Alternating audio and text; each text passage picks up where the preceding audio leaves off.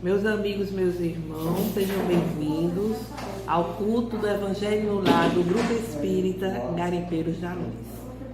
Vamos inicialmente fazer a nossa prece, elevar nossos corações, a nossa mente a Deus nosso Pai, a Jesus nosso Mestre e Senhor.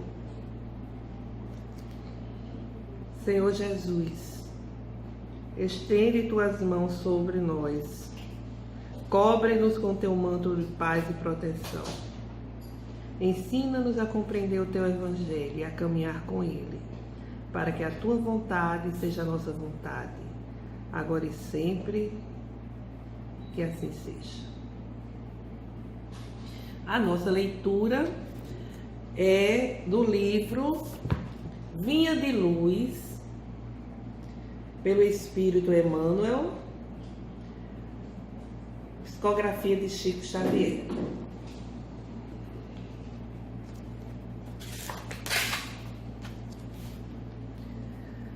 Guardemos o ensino. Ponde vós estas palavras em vossos ouvidos. Jesus, Lucas, capítulo 9, versículo 44. Muitos escutam a palavra do Cristo, entretanto, muito poucos são os que colocam a lição nos ouvidos. Não se trata de registrar meros vocábulos, e sim de fixar apontamentos que devem palpitar no livro do coração. Não se reportava Jesus à letra morta, mas ao verbo criador. Os círculos doutrinários do cristianismo estão repletos de aprendizes que não sabem atender a esse apelo. Comparecem às atividades espirituais, sintonizando a mente com todas as inquietações inferiores, menos com o Espírito do Cristo. Dobram os joelhos, repetem fórmulas verbalistas, concentram-se em si mesmos, todavia, no fundo, atuam em esfera distante do serviço justo. A maioria não pretende ouvir o Senhor, e sim falar ao Senhor, qual se Jesus desempenhasse simples função de pajem subordinado aos caprichos de cada um. São alunos que procuram subverter a ordem escolar. Pronunciam longas orações, gritam protestos, alinhavam promessas que não podem cumprir. Não estimam ensinamentos, formulam imposições. E à maneira de loucos, buscam agir em nome do Cristo. Os resultados não se fazem esperar. O fracasso e a desilusão, a esterilidade e a dor vão chegando devagarinho, acordando a alma dormente para as realidades eternas. Não poucos se revoltam desencantados. Não se queixem, contudo, senão de si mesmos. Ponde minhas palavras em vossos ouvidos, disse Jesus. O próprio vento possui uma direção. Teria, pois, o Divino Mestre transmitido alguma lição ao acaso?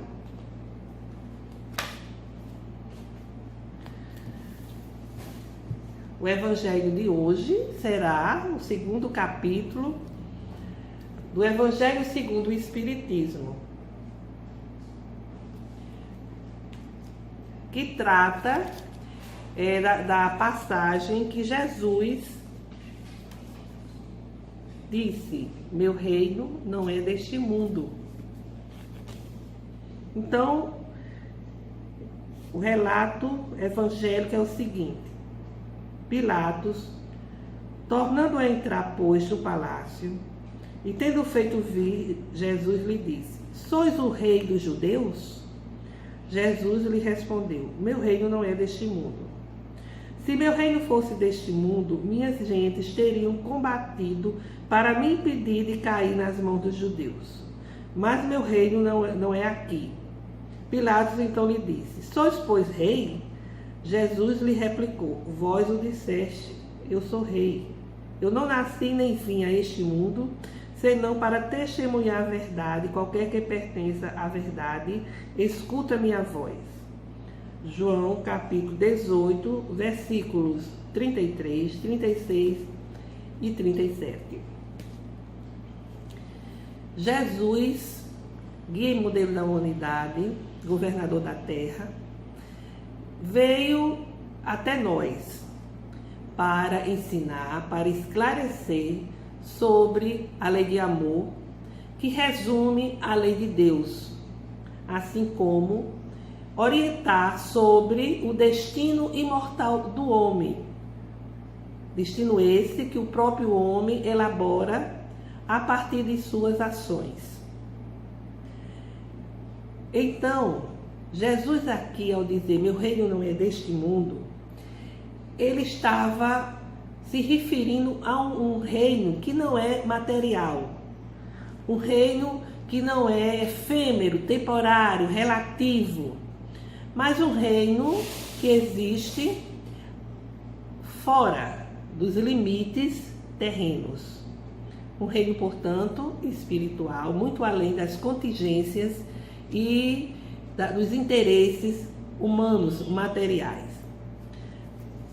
Então aqui Jesus já está nos falando sobre a imortalidade do espírito, sobre uma vida futura, uma vida que nos aguarda além das contingências, como já dissemos, da matéria.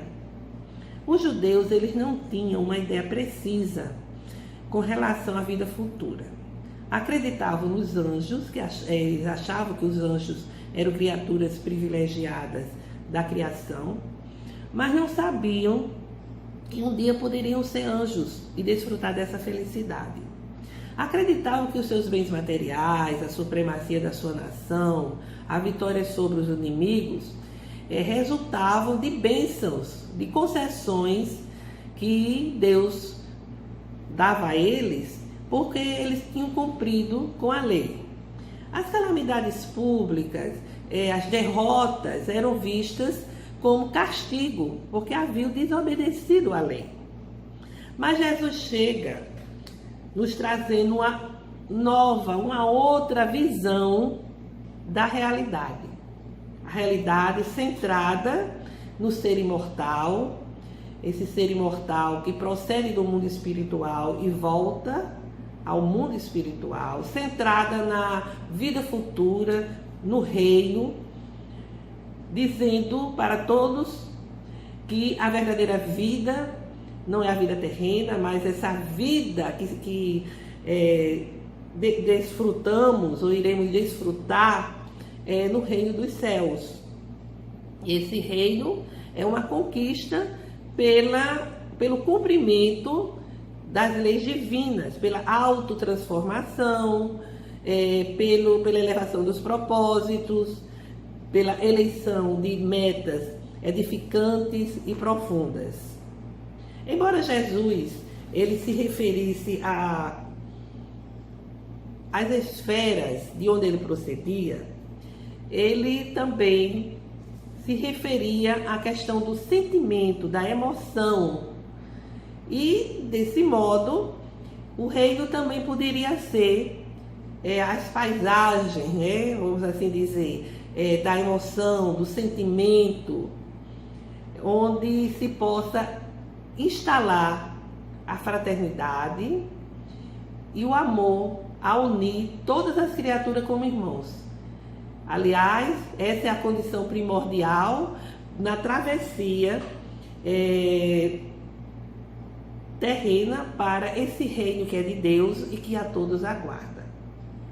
Portanto, muitos foram os que desejaram naquele momento, na presença do Cristo, instalar aquele reino em seus corações, mas logo recuavam, presos que estavam às paixões materiais. Foi assim com o mancebo rico.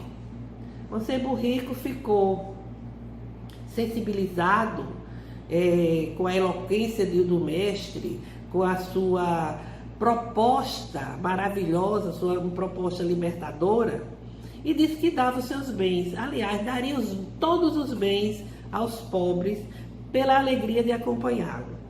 Mas tinha alguns compromissos que precisava obedecer, cumprir, e depois então resolveria o que melhor fazer. E se foi embora. Outro moço também estava envolvido com aquela presença harmônica do mestre, a escutar a sua pregação. Mas, embora desejasse também estar com ele, o seu pai havia morrido e ele teria que sepultá-lo. Escondia, na verdade, o objetivo de não ficar.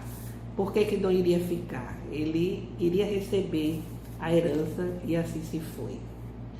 A gente vê que a história se repete ao longo do tempo. Até hoje, nós nos encantamos com o Evangelho de Jesus, nos encantamos com os postulados da doutrina espírita, principalmente quando estamos sofrendo em dificuldades, mas logo recuamos, porque aparece um compromisso aqui, outro ali, e que a gente precisa atender em primeiro lugar, às vezes nem analisa que se pode ficar para depois, e vamos deixando o nosso crescimento espiritual para depois. São argumentos que, se a gente for analisar, a gente identifica no nosso dia a dia. Um dia a família que precisa da gente, outro dia é um compromisso social, e assim vai, deixando para depois o caminho que Jesus nos mostrou para chegarmos à verdade e à vida plena. Então, as reflexões de hoje são reflexões que cabem no mundo de hoje, esse mundo que está atravessando tantos problemas, tantos desafios, nos forçando a ver que passamos a vida dando importância àquilo que poderia ficar para depois, a corrida em busca do nada, e aquilo que é essência, que é primordial, fica para depois e às vezes nunca chega a hora de vivenciar essas prioridades no campo da espiritualidade. E hoje queremos aqui desejar a todos um Natal abençoado, junto às famílias, que nós possamos, nesse Natal diferente, e não vamos poder estar aglomerados, mas vamos poder estar com alguns poucos, né? Mas que nós possamos estar com o aniversariante, estar com ele, refletindo as suas palavras, o sentido do seu nascimento, da sua chegada entre nós, a nos trazer uma luz imperecível em nossas vidas, para que possamos dissipar as sombras, as trevas decorrentes da nossa imperfeição. Desejamos que nós possamos, nessa época natalina, festejar Jesus, mas festejá-lo em nossos corações, transformando nossos corações numa manjedoura para podermos acolher o Mestre, acolher com o nosso carinho, com o nosso amor, com o nosso agradecimento pela sua vinda, pela sua missão gloriosa, refazer os nossos votos diante do Mestre e orar para que tenhamos forças para vivenciarmos o nosso dia a dia, esse nosso dia a dia muitas vezes tão difícil, às vezes até de dor e sofrimento. Então que preparemos os nossos corações para recebê-lo de forma festiva e agradecida. Então, façamos agora a nossa prece de encerramento. Pai nosso que estais em toda parte, glorificado e santificado seja o vosso nome no louvor de todas as criaturas.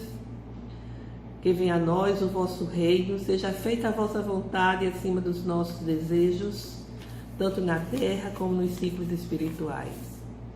O pão nosso do corpo e do espírito dai-nos hoje. Perdoai, Senhor, as nossas dívidas, ensinando-nos a perdoar os nossos devedores com esquecimento de todo o mal. e nos livrando de toda maldade que ainda reside em nós mesmos, pois só em Ti brilha a luz eterna do poder e da glória, da justiça e do amor para todo sempre. Que assim seja.